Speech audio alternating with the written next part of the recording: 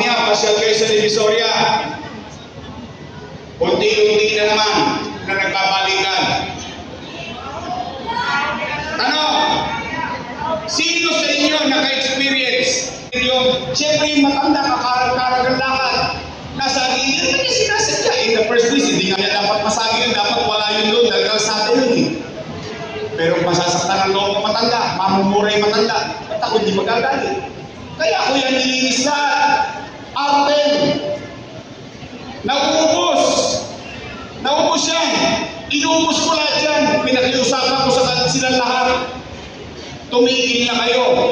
Nakaka-jumper dyan sa Aten. Ayan si Junior, oh. Siya ang inutusan ko. Ngayon nagbabalikan na naman sila. Tanghaling tapat, gabi, araw. Nay, tay, alam nyo ba? Tayo na ang number 1 sa Southeast Asia sa krimen. Ayan o. Tingnan nyo. Number 1 na tayo. Not Philippines, but City of Manila. Ibig sabihin, limasing ko na ang krimen ulit. Yung mga tulunges ng balikan na naman. Si Eddie. Kilala niyo si Eddie? Eddie sila. Si Pati. Pati mga kasama ni Eddie. O Nay, tay, matanong ko kayo. Gusto niyo ba ibalik ang gobyerno mabilis kumilos? Gusto niyo ba ibalik yung gobyerno sa umaga, sa tanghali, sa hapon, sa gabi, hanggang madaling araw ang gobyerno walang then help me make Manila great again.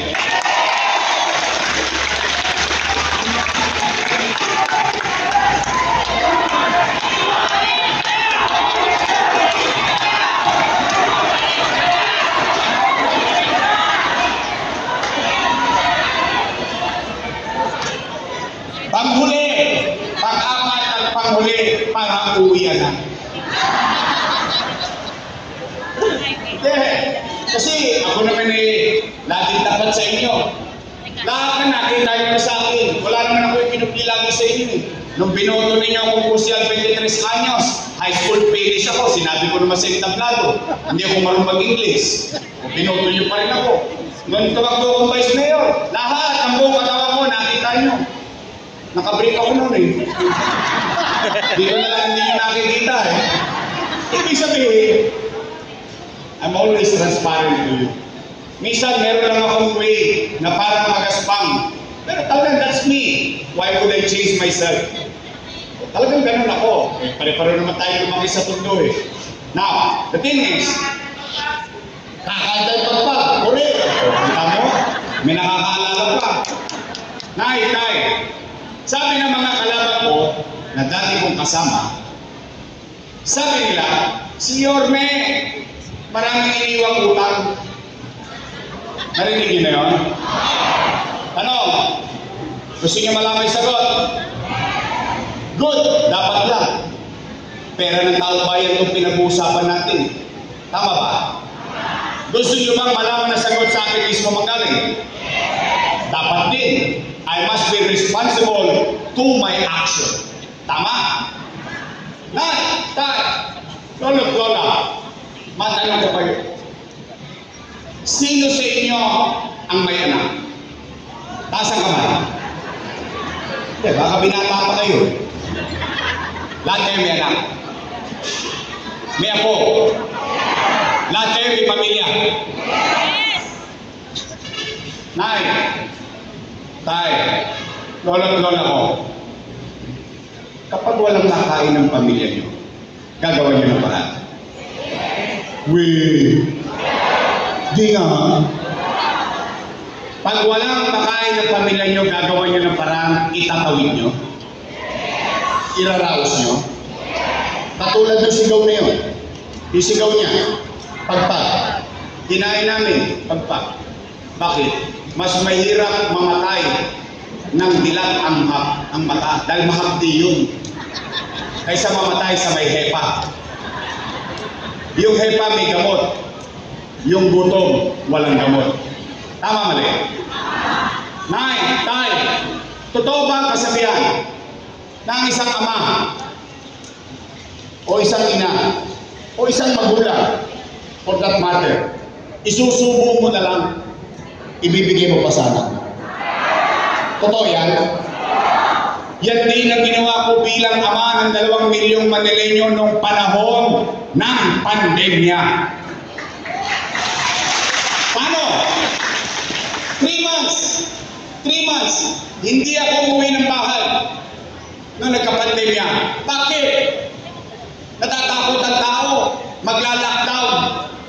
Wasak ang ekonomiya. Nino ng Maynila? Hindi. Ng Pilipinas? Hindi. Ng buong mundo. Amerika, ng utang. Pilipinas, ng utang. Mayayamang bansa, ng utang lang. Dahil walang ekonomiya, walang hanap buhay.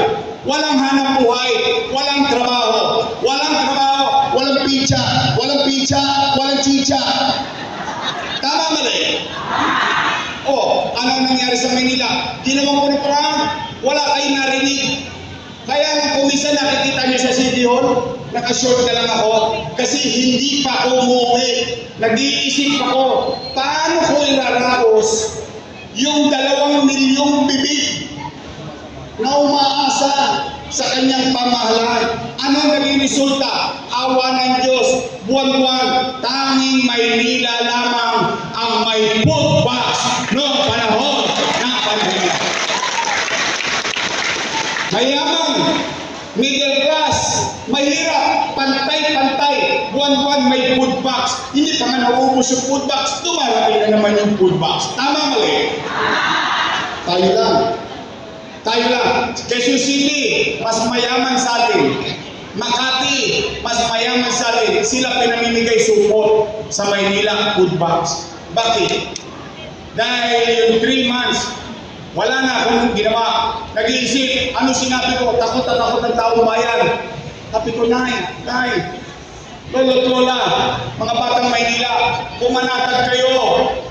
Lakasan nyo ang loob nyo. Sinabi ko sa Facebook, gagawa ko ng paraan. Pag wala na akong maibebenta, wala na akong mautangan, nakita niyo itong relo na to, patakas ako to kay Tambunting, makaraos lang tayo. Because that's being a father. Oh, isa lang ang itatangos ko ng ilaw. Maglalakad ako sa Herbosa, maglalakad ako sa Velasquez, maglalakad ako sa Pinas. Nakatasan mo ko, masasabi ko, walang nagutom sa lungsod ng Maynila noong panahon ng pandemya. Tayo lang ang may sariling bakuna. Siyasatin ninyo ha, magsiyasat kayo. Tayo lang sa buong Pilipinas na lokal na pamahalaan nakabili ng sarili nating bakuna. Tayo lang ang nakabili ng gamot na remdesivir, tocilizumab, molnupiravir. Sa India, walang oxygen. Sa Pilipinas, nagkakaubusan ng oxygen. Maynila, bude-budegang oxygen para sa mga batang Maynila.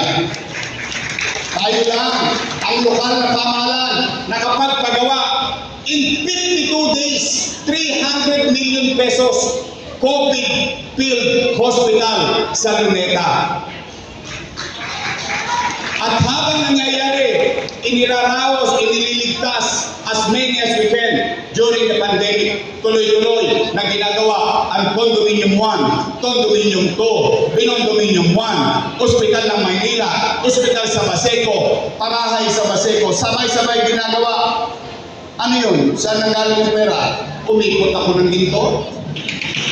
Hindi. Hindi kayo nakarinig ng reklamo sa akin. Hindi kayo nakarinig ng tinuro ko at kaliri ko nung ako'y naging mayor, walang pera ang Maynila. No. What? In 2019, binoto ninyo bilang mayor. I took the responsibility. Lahat ng problema nun, lahat ng kagana nun, kargo-kargo ko. Ngayon, salamat sa Diyos. Salamat sa Diyos na karaos tayo. Katulad na sinabi ko kanina, bakit hindi nagpapasalamat ko sa Diyos? Bakit?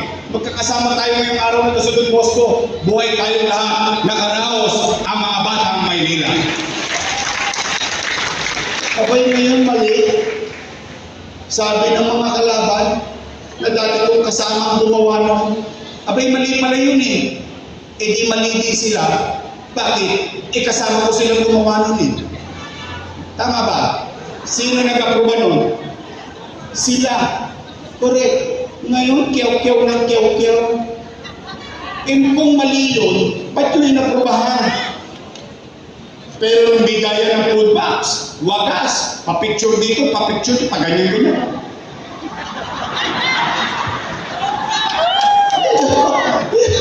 Nakita niyo naman eh, tama ko ba?